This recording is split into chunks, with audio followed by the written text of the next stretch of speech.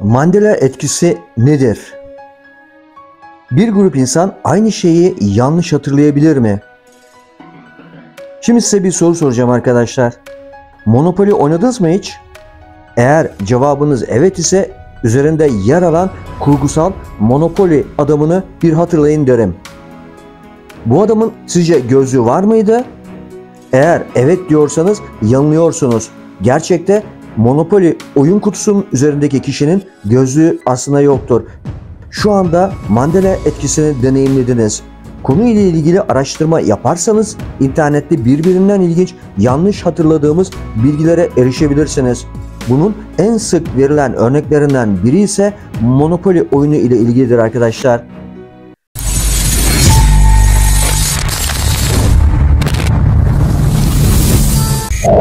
Pek çok insan bu karakterle ilgili aynı yanlış anıya sahiptir. Bu olgu diğer karakterler, logolar ve alıntılar için de geçerlidir.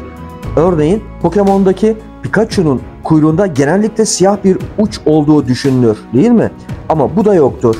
Belirli kültürel simgelere ilişkin bu paylaşılan sahte anılar olgusuna Mandela etkisi adını veriyoruz. Çok sayıda insanın aynı şeyin doğruluğunu iddia etmesi bir anının gerçek bir anı olduğunu garanti etmez. Mandela etkisi büyük bir insan kitlesinin bir olayın gerçekleşmediği halde meydana geldiğine inandığı bir durumu ifade eder. Mandela etkisi terimi ilk olarak 2009 yılında Fiona Broom tarafından ortaya atılmıştır. Kendisi katıldığı bir konferansta Nelson Mandela'nın 1980'lerde Güney Afrika'daki bir hapishanede ölümünün onu nasıl etkilediğini anlattı. Ancak Nelson Mandela 1980'lerde bir hapishanede ölmedi. Mandela 1990'da hapishaneden çıktı ve 1994'te Güney Afrika'nın başkanı oldu. 2013 yılında doğal biçimde vefat etti. Broom hatasını fark etse de kısa sürede başka kişilerin de aynı hataya düştüğünü fark etti. Mandela'nın ölümüyle ilgili benzer anıları olan diğer insanlardan haber aldıktan sonra konuyu web sitesinde ele aldı ve bu olayı Mandela etkisi olarak adlandırdı. Olgu kısa sürede kalabalıkların ilgisini çekti. Devamında da Mandela etkisi kavramı Broom'un web sitesiyle birlikte büyüdü. O tarihten bu yana da Mandela etkisinin örnekleri internette geniş çapta paylaşılıyor. Evet, Mandela etkisi gerçek midir arkadaşlar? Eğer gerçekse neden kaynaklanır?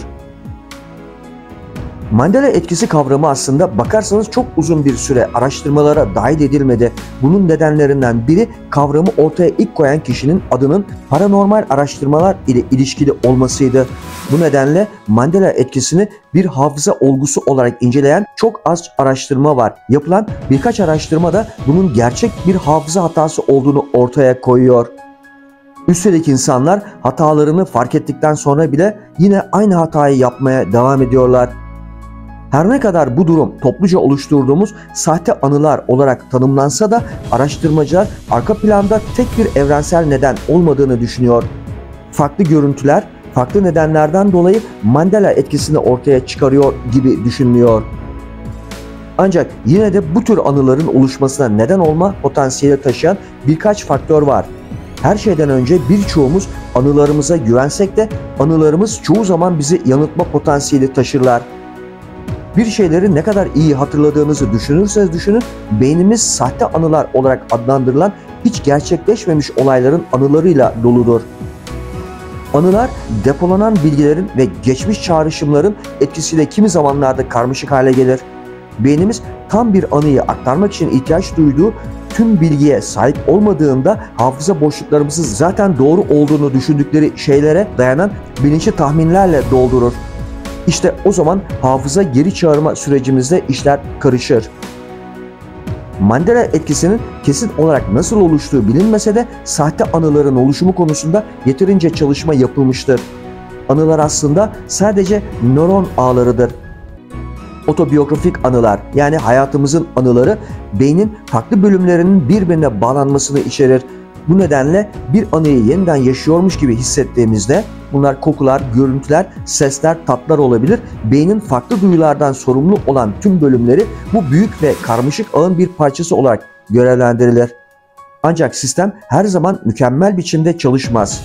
Çünkü uzun süreli bellekten bilgiyi geri çağırmak zorunda kaldığımızda bu bilgi sosyal dünyaya dair algılarımız, önyargılarımız, güdülerimiz ve hedeflerimiz gibi birçok faktör tarafından şekillenir. Sonuçta hatırladığımız şey çoğu zaman aslında yaşanan şey ile aynı olmaz. Peki Mandela etkisinin nedeni paralel evrenler olabilir mi? Her ne kadar hafızamıza ve beraberinde anılarımıza güvensek de sistem mükemmel biçimde çalışmaz. Özellikle mevcut anılarımız ile fazla da ilgisi olmayan şeyler bir zaman sonra birbirine karışabilir.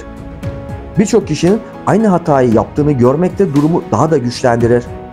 Bu arada sinir bilim sorunun cevabını bulmaya çalışırken bazı alternatif açıklamalar daha ilginç şeylere odaklanır. Mandela etkisinin nedenleri ile ilgili bir teori, olayların tek bir zaman çizelgesi yerine alternatif gerçekliklerin veya evrenlerin var olabileceği biçimindedir. Yani bahsettiğimiz şey paralel evrenlerdir. Bu kadar uçuk bir teorinin Mandela etkisinin popülerliğini korumasının nedenlerinden birisi de bu teoridir. Peki Mandela etkisinin paralel evrenlerin kanıtı olma ihtimali var mı? Evet arkadaşlar, bence bu fikri unutun gitsin. Şu an için bildiklerimiz doğrultusunda paralel evrenler bilim kurgu filmlerine ait bir fikirdir. Evet arkadaşlar, şimdi isterseniz Mandela etkisi örnekleri nelermiş bunlara kısaca bakalım arkadaşlar. Evet, Looney Tunes bildiğiniz gibi bir çizgi film karakteri. Buradaki yazıda Looney Tunes, Tunes değil aslında. Peki meraklı George'un kuyruğu var mıydı? Bir buna bakalım. Az önce de bahsettiğimiz gibi Monopoly adamı ve tek göz merceği Mandela etkisi ya da daha çok onun olmadığı gerçeği gibi. Evet, az önce de bahsettiğimiz gibi Pikachu'nun kuyruğu. Çoğumuz Pokemon karakterinin kuyruğundaki siyah detayları açıkça hatırlasak da gerçekte sadece sarıdır. Peki Kit Kat'taki kısa çizgi var mı yok mu sorusu. Kit ve Kat arasında tire olmaması gerçeğiyle ilgili varoluşsal bir kriz yaşadıysanız yalnız olmadığınızı bilin arkadaşlar. Peki bu görselde Mona Lisa'nın gülüşü, bununla ilgili çok sayıda teori var ancak pek çok insan onun daha açık bir gülümsemeye sahip olduğunu iddia etmiştir. Evet, bir sonraki çizgi film kahramanımız çakmak taşların 2 T'si var mı yok mu? Bunu ilki olmadan telaffuz ediyorduk değil mi? Bu yüzden şu anda bu gerçekten garip arkadaşlar. ABD eyaletleri sayısı. Doğru cevap elbette 50'dir ancak bazıları Amerikalılar ve yabancılar benzer şekilde 51 veya 52 olduğunu öğrendiklerini hatırlıyor. Alaska ve Hawaii yüzünden 52 diye düşünebilirsiniz ama hayır, onlar da 50'nin içerisinde. Mickey Mouse'un pantolon askısı arkadaşlar. Çocukluğumuzda izlediğimiz Mickey Mouse'u düşünelim. Şimdi hatırlamaya çalışalım. Pantolon askıları var mıydı? Yok muydu? Vardı elbette diyorsanız yanılıyorsunuz. Çünkü Mickey Mouse'un pantolon askıları hiçbir zaman olmadı. Bir başka görselde Lavashkiri maskotu ineğin burnundaki halka. Dönemin en eğlenceli reklam şarkılarından birine sahip, Lavashkiri şeklinde devam eden ve sonunda da burnunda halkasıyla bize göz kırpan ineğiyle o güzel peynir markası Lavashkiri'yi nasıl unuturuz değil mi? Onu da unutmadık ve ineğin burnundaki halkayı da. Ama o halka hiç yokmuş ve hiçbir zaman da olmamış arkadaşlar. Ve geldik efsaneler efsanesine arkadaşlar. Hugo ve Tolga abiden edilen küfür. 80'lerde çocukluk yaşamış insanların çoğu bu konuda yemin etmeye hazırlar. Çocuğun biri Tolga abiye Hugo'nun da senin de deyip 100 yılın en büyük trollünü yapmıştır. Ancak Tolga abi bu durumu her yerde defalarca yalanlayıp yılmadan ya öyle bir şey olmadı olduğunu ispatlayacak biri varsa ona araba alacağım diyerek kendini savunmuştur. Ve gerçekten olduğunu ispatlayacak tek bir video kaydımız bile yok. Ama o dönem Hugo ve Tolga abinin yapımcılığını yapan Alpan Manas'ın 2016 yılında attığı tweet'i görüyorsunuz arkadaşlar şu anda. Evet sevgili arkadaşlar, bir videomuzun daha sonuna geldik. Başka bir videoda görüşmek üzere, hoşça kalın.